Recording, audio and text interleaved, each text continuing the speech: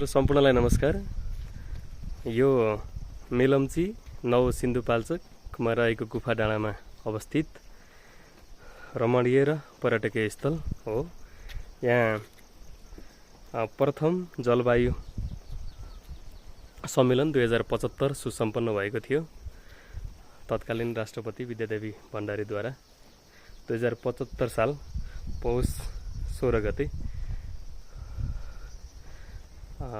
तपाईहरुलाई यो ठाउँबाट एकदम न्यानो माया सम्झना छ। तपाईहरु पनि यो रमणीय स्थल प्रकृतिको सुन्दर ठाउँ घुम्न आउन नभुल्नु होला।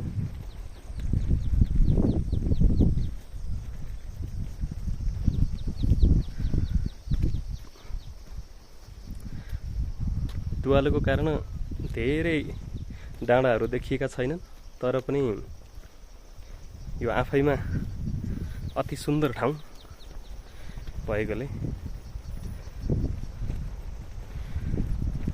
यस्तो हावा चलिरहेको छ, शीतलो हावा।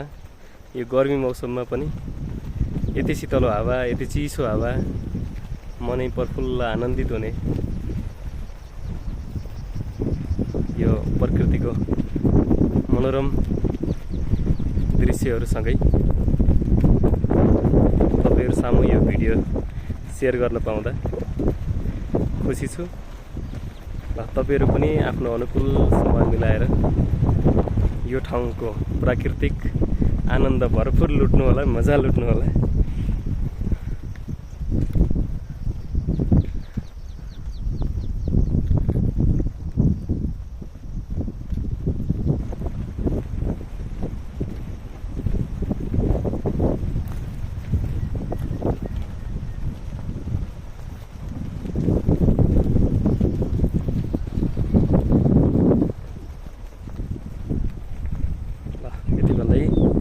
भिडियोबाट बिदा हुन्छु।